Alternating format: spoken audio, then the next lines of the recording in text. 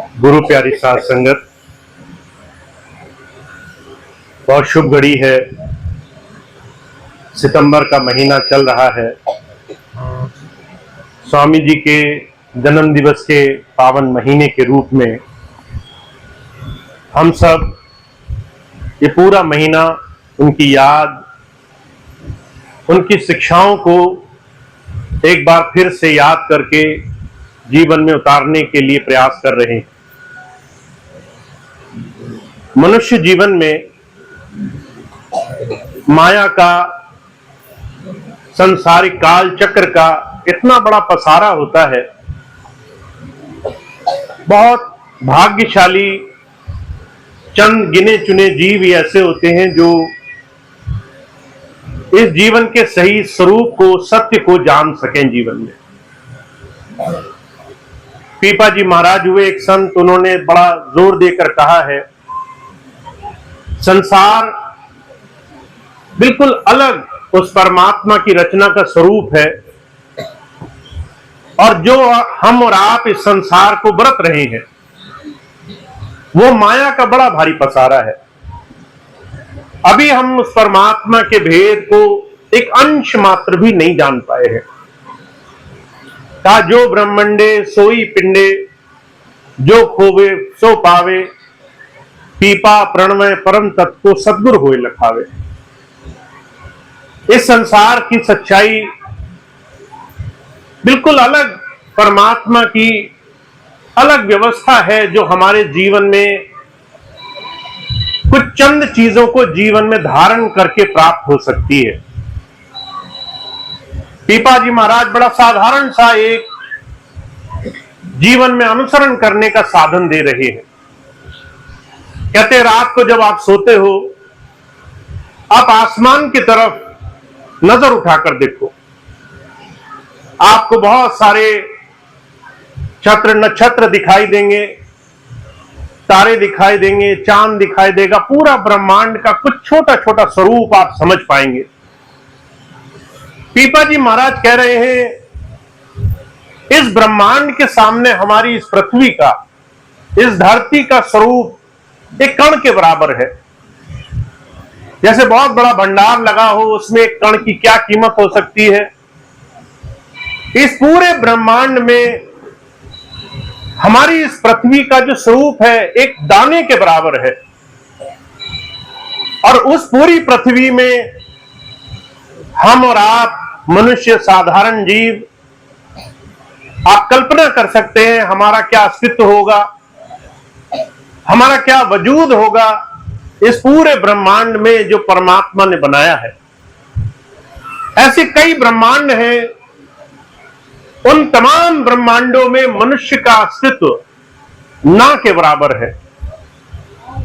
ऐसे में हर इंसान 24 घंटे, हर पल, हर घड़ी कुछ माया के पीछे, माया के पसारे के पीछे भागता रहे, और उसे इस बात का एहसास न हो कि तुम्हारे जीवन का कितना क्षणिक, कितना हल्का सा स्वरूप है जिसको तुम्हें समझना है जीवन में। तो हम भूल में, भ्रम में ऐसे ही सारी जिंदगी गुजार बैठेंगे। हुजूर कृपाल सिंह जी महाराज कहा करते थे, अगर तुम अपने इस जीवन की 70, 80, 90 वर्ष की उम्र मान लो, उस जीवन में जो तुम्हारे 80, 90 वर्ष का जीवन है, उसमें दो चीजें ऐसी हैं, अगर तुमने उसको समझा नहीं है तो तुम्हारे जीवन में इस जीवन को सार्थक करने का रास्ता नहीं बनेगा। पहली चीज है चेतनता। हमें अपने अस्तित्व का आभास रहे।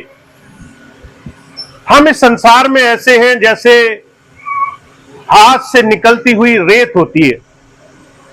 हमारा जीवन बस क्षण भर का है। उस जीवन में जो जरा सी चोट लगते, जरा सा दुख होते, जरा सी परेशानी होते, एक झट में गल सकता है। ऐसे जीवन में अगर हमें चेतनता नहीं है, जागृति नहीं है, अगर इस बात का एहसास नहीं है कि आप आज क्या कर रहे हो, तो ये दिन ये हफ्ता, ये महीना, ये पूरा समय ऐसे ही निकल जाएगा।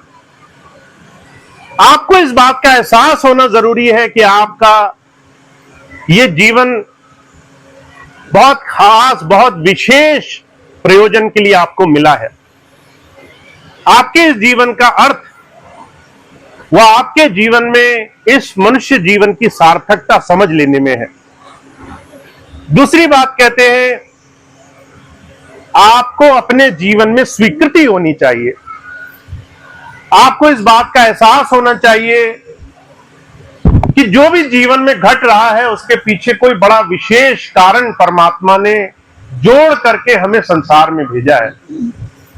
का कर्म प्रधान विश्व रचि राखा, जो जस कीन तास फल चाखा। हम और आप इस संसार में जो जन्मे हैं, लगभग 50% हमारे जीवन में कर्मों का विधान रचा हुआ है। कब आपको चोट लगेगी, कब आपको दुख होगा, कभी सुख होगा, का हानि लाभ जीवन मरण यश अपयश विधिहा।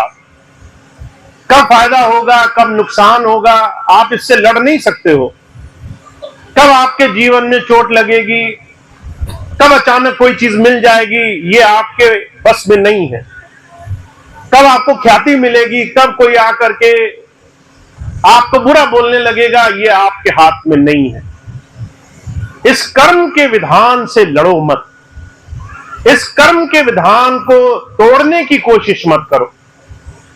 आप देखते होंगे, हम और आप सब लोग सामाजिक जीवन में हर एक कठिन परिस्थिति से भागना चाहते हैं। तकलीफ हो गई तो हम उसको स्वीकार नहीं करते, हम कोशिश करते हैं तकलीफ बदल दी जाए। अगर कष्ट आ गया, अगर कोई विपत्ति आ गई, महाराज जी के जीवन की घटना है। एक बार एक माता आई उनके पास, महाराज जी के पास छोटा सा बच्चा लेकर आई, बड़ी तकलीफ में था। कई डॉक्टरों को दिखा चुकी थी, डॉक्टरों ने कह दिया इलाज दवा से संभव नहीं है, दवा से तो इलाज नहीं होगा। अब जब दवा से इलाज नहीं होता तो लोग चमत्कार, कहीं और दूसरे साधनों की तरफ भागने लगते हैं। सब करके माता आखिरी में महाराज जी के पास पहुंची। महाराज जी से कहा, महाराज जी मैंने सब करा लिया, मैं चाहती हूं, मेरी एक ही इच्छा है, मेरा ये बच्चा ठीक हो जाए। महाराज जी कहने लगे, इसके ऊपर रोग नहीं है, इसके और हम सबके जीवन में कर्म है जो प्रधान है, जिसका काटना बड़ा जरूरी है। कष्ट जो लिखा है वो भोगना बड़ा जरूरी है, कोई तरीका नहीं है। बहुत उसने जिद करी। महाराज जी कहने लगे, एक तरीका हो सकता है, अगर तुम चाहो तो मैं इसके कष्ट तुम्हें दे दूं, तुम इसके कष्ट भोग लो। माता ने ये सुना, बच्चे की तरफ ध्यान गया, बच्चे के कष्ट की तरफ ध्यान गया तो वो थरथर कांप गई। उस बच्चे के कष्ट जो उस बच्चे पर नहीं झेले जा रहे थे, बूढ़ी माता पर कैसे झेले जाते। कहने लगी, महाराज मैं तो इन कष्टों को तो एक क्षण भी नहीं झेल पाऊंगी। आप ऐसा करो, कोई विधि युक्ति चमत्कार करो जिससे कष्ट दूर हो जाए। महाराज जी कई बार सत्संग में बात सुनाया करते थे, हम सब चाहते हैं हमारे जीवन की विपत्तियां दूर हो जाएं, और उस दूर करने के लिए हम संसार में बड़े जोर लगाते हैं। पर परमात्मा का विधान क्या कहता है? उस प्रभु के हर एक कष्ट में, हर एक परेशानी में, हर एक तकलीफ में आपके जीवन में कुछ अच्छा होने का रास्ता छुपा हुआ है। कहीं ना कहीं हमारे जीवन में एक बहुत बड़ा, एक बहुत आगे के रास्ता खुलने का साधन बना हुआ है। पर वो आता कब है?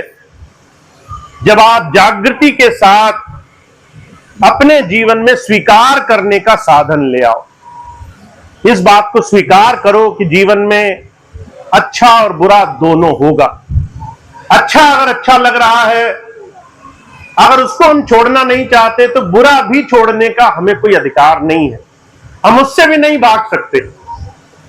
बुजुर्ग कहा करते थे, जिस दिन आप दो चीजें स्वीकार कर लोगे उस दिन आपके जीवन में बदलाव होना शुरू हो जाएगा। उस दिन आप अपने जीवन के हर एक क्षण को जीना शुरू कर दोगे। उस दिन आपके लिए संसार में जोड़ने जैसी कोई चीज नहीं रह जाएगी। इसलिए महात्मा बुद्ध ने जब उन्हें नाम देना, गुरु दीक्षा देना शुरू किया, तो सबसे पहले 5 नियम बनाए उन्होंने। और उन 5 नियमों में उन्होंने एक सबसे बड़ा नियम बनाया कि तुम अपरिग्रह करो, तुम संचय करने की भावना छोड़ दो, इकट्ठा करने के लिए मत दौड़ो। कितनी माया चाहिए तुम्हें, इस बात का निर्धारण करो।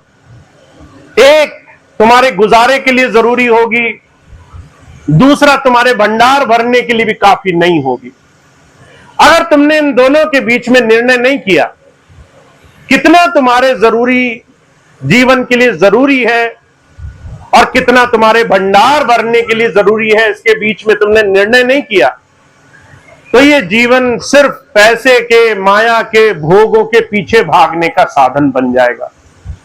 और आज आप देखते हैं चारों तरफ संसार में हर एक गृहस्थी, हर एक इंसान सुबह आंख खोलने से लेकर रात सोने तक माया के पीछे दौड़ लगा रहा है। सिर्फ पैसे से बनने वाली सांसारिक वस्तुएं, सुविधाएं, बड़े बड़े संसार के वैभव, ये मिल जाए, वो मिल जाए, ऐसी अनगिनत चीजों के पीछे कोई सीमा, कोई हद, कोई निर्धारण नहीं है कि कितना काफी होगा। हुजूर कहा करते थे, एक बार उन्होंने महाराज जी से पूछा, महाराज जी सुख पाने के लिए कितना मिलना काफी होगा? तो महाराज जी कहने लगे, अगर जितना प्राप्त है वो पर्याप्त नहीं है, जितना तुम्हारा पास है उसमें अगर तुम्हारा मन नहीं भर रहा है, तो संसार में ऐसी कोई सीमा नहीं है जिससे तुम्हारा मन भर जाएगा। जो तुम्हारे पास आज है, अगर तुम उसका आनंद नहीं ले पा रहे हो, अगर तुम्हारे जीवन में शरीर स्वस्थ है, अच्छा परिवार है, बात मानने वाले बच्चे हैं, घर में 2 रोटी है, अगर तुम्हारे सारे जीवन में 80% चीजें अच्छी चल रही हैं, वो तुम्हें सुख नहीं दे पा रही हैं, तो जो कहा करते थे 100 में भी तुम्हारा पेट नहीं भरेगा, तो भी तुम्हारा काम नहीं बनेगा। तो संत आते हैं, कहते हैं सबसे पहले स्वीकार करना सीखो। आपको अपना आज का जीवन स्वीकार होना चाहिए। जो है उसमें सुख भी है, दुख भी है, अच्छा है, बुरा है, उसमें हमारे मन की चीजें हैं और हमारे मन के विरुद्ध चीजें भी हैं। दोनों ही चीजें उस परमात्मा की, उस प्रभु की इच्छा मान करके स्वीकार करना आध्यात्म है। यहां से आध्यात्म की शुरुआत होती है। मुझे बड़े अच्छी तरह से याद है, एक बहन आई मेरे पास, कहने लगे, भैया जी आप तो सिर्फ भजन सिमरन की बात किया करो, ये सांसारिकता की बातें सत्संग में अच्छी नहीं लगती। मैंने कहा, आप कितनी देर भजन पर बैठती हो? अगर 24 घंटे में भजन की गिनती कर ली जाए, भजन की ही गिनती कर ली जाए कि कितनी देर आप भजन पर बैठती हो, उसके हिसाब से अंदाजा लगाया जाए कितनी देर कोई चीज काफी होगी, तो आपका अंदाजा होगा कि आपके पास 2 घड़ी की फुर्सत नहीं है, 2 घड़ी का समय नहीं है उस परमात्मा को देने के लिए। इसलिए जब संत आते हैं, कहते हैं गृहस्थियों को संतों ने अलग तरीके से भक्ति कराई है। का गृहस्थी सेवे साधु को, साधु सिमरे राम, या में कुछ धोखा नहीं सरे दो के काम।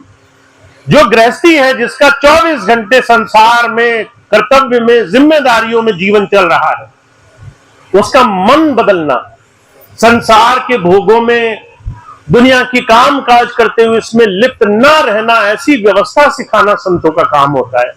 वो तुम्हें संसार में, संसार से विरक्त रहना सिखाते हैं। तुम दुनिया के काम करो, पर उन कामों में तुम फंसो नहीं। तुम खूब संसार की व्यवस्थाएं करो, सबका लेना देना पूरा करो, पर तुम्हारा विचार उत्तम होना चाहिए।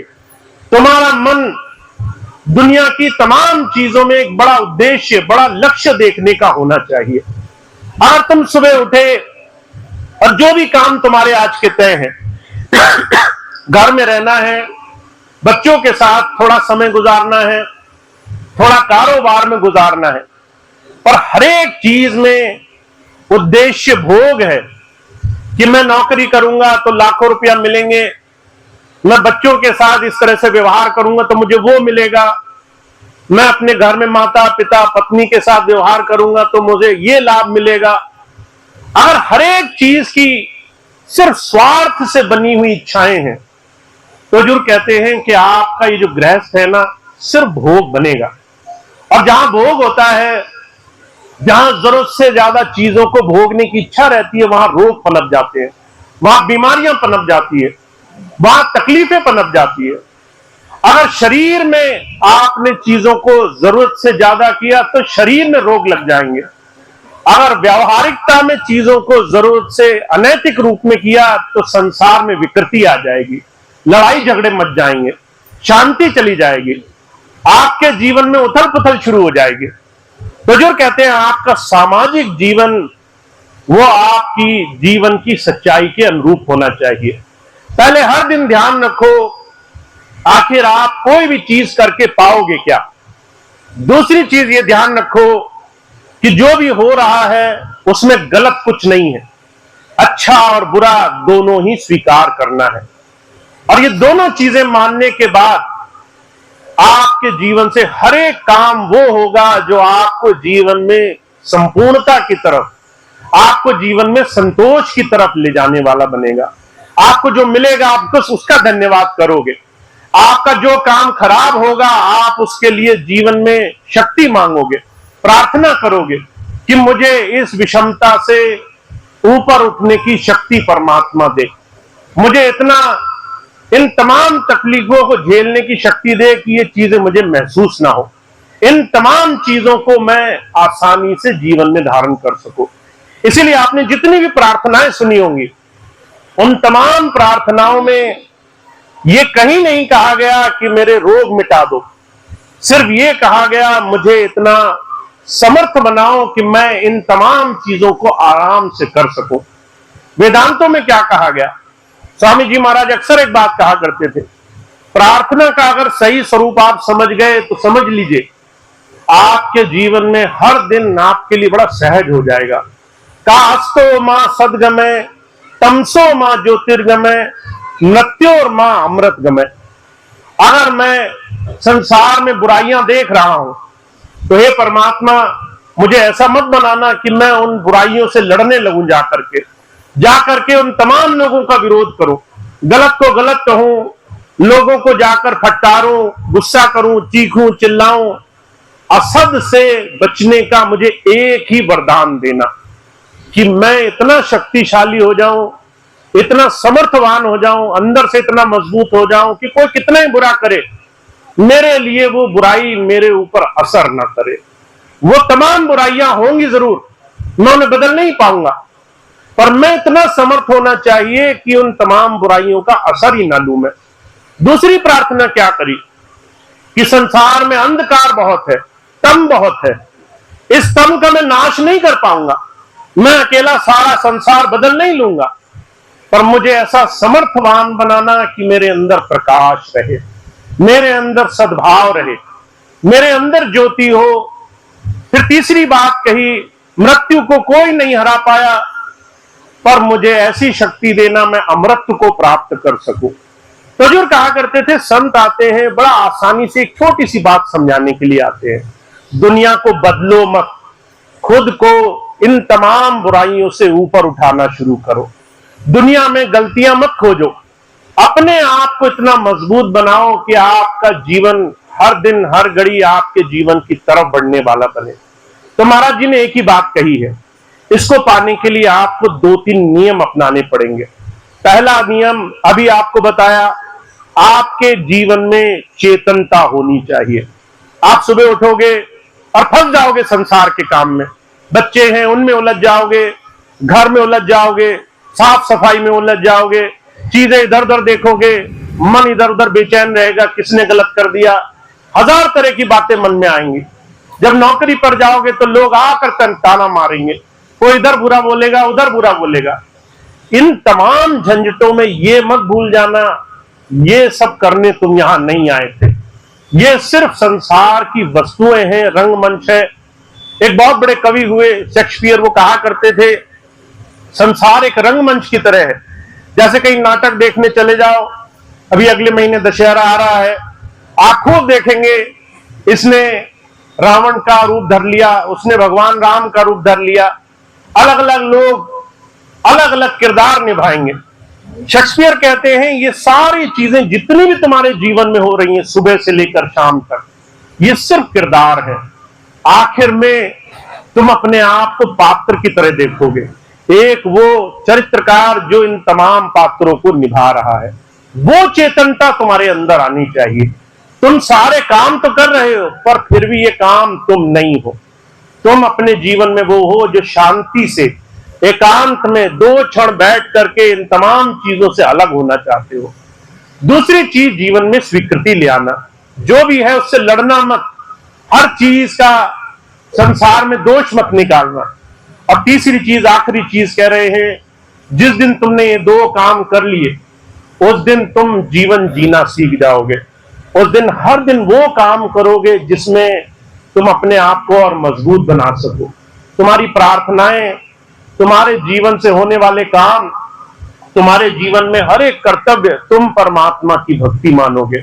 तुम हर एक जगह, कबीर साहब कहते हैं अगर तुमने संतों की ये बात समझ ली तो जो तुम घर में जिम्मेदारी निभा रहे हो वो भी भक्ति का स्वरूप है। अगर तुम जो नौकरी कर रहे हो वो भी साधना का स्वरूप है। अगर तुम 10 लोगों से मिल रहे हो उनमें अपने मन को साधना, ये भी साधना का स्वरूप है।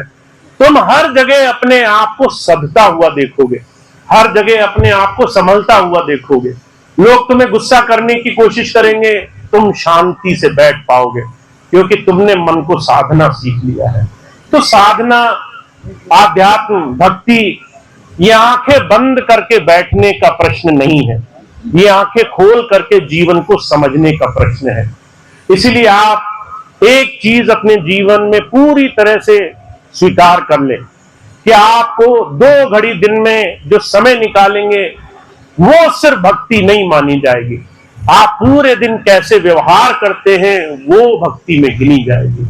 अगर आप पूरे दिन संसार में सिर्फ संसार की विकृतियों में उलझ करके ऐसे इंसान की तरह दौड़ते रहे जिसको कोई जरा सी देर में दुखी कर सकता है, तो समझ लो तुमने अभी अपने आप पर काम करना नहीं शुरू किया।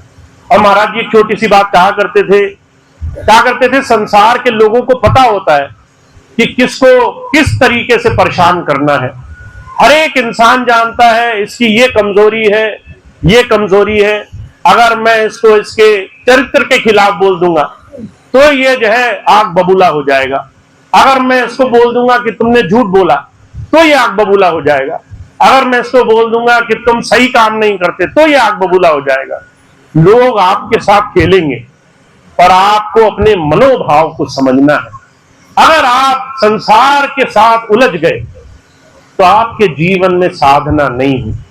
और अगर आप संसार की उलझन में भी बचकर निकल गए, कबीर साहब कहते हैं जैसे जल में कमल निरालम मुर्गा ए निशाने सूरत शब्द भव सागर तरिए नानक नाम बखाने। गुरु नानक देव जी महाराज कहते हैं ऐसे बनो जैसे कीचड़ में कमल होता है, कीचड़ का एक बूंद का असर उस कमल पर नहीं होता, ऐसे शिष्य बनो। संसार की कीचड़ में रहो, लोग तुम्हें कुछ भी कहे, तुम पूरी तरह निर्लेप रहो। तुम्हें सिर्फ वही बात सुननी चाहिए जो तुम्हारे लिए अच्छी है। तुम्हें हर एक उस बात को छोड़ देना है जिसका कोई अर्थ नहीं है, जिसका कोई लाभ नहीं है तुम्हारे जीवन में। जिन बातों से तुम्हारे जीवन में कुछ बनना नहीं है उस पर ध्यान भी नहीं देना है। तो वो कहते हैं ऐसे जब तुम जीवन में सम्यक भक्ति करोगे, संभल करके आगे चलोगे, तो तुम्हारा हर दिन तुम्हारे जीवन में साधना बनेगा। तो हम और आप बहुत भाग्यशाली हैं। स्वामी जी महाराज ने ऐसा अवसर दिया है इस कलयुग में अपने जीवन में नाम से जुड़ करके, गुरुधारा से जुड़ करके जीवन में अपने आप को साध लेना है। और जीते जिए काम जिसने किया है, हर रोज जिसने अपने ऊपर ध्यान दिया है, उसके लिए जीवन में हर दिन साधना है, हर दिन गुरु की भक्ति है, हर क्षण हर पल गुरु की याद में लगना है। तो आप और हम इस भाग्यशाली मौके का, इस सुंदर अवसर का लाभ उठाएं। और मैं सिर्फ एक ही बात कहता हूं, थोड़ा सा अपने ऊपर ध्यान दें। जितना ज्यादा आप अपने ऊपर ध्यान देंगे, उतना ज्यादा आप अपने आप को अच्छा बनाकर ले जाएंगे, उतना ज्यादा आप अपने जीवन में इस बात का लाभ उठाएंगे। इसी बात को हमारे स्वामी जी महाराज एक दूसरे शब्दों में कहा करते थे कि अगर आपने थोड़ा सा जीवन का लाभ उठाना है, इस जीवन का सही रूप जीवन में समझना है, तो थोड़ा सा आपको अपने जीवन की पड़ताल करनी होगी, जीवन का ध्यान देना होगा। तो थोड़ा सा अपने ऊपर ध्यान दें, हर रोज दें, ताकि आप मन में साधना को साध करके जीवन में आगे बढ़ सके। तो इतनी बात कह के मैं अपनी बात समाप्त करूंगा।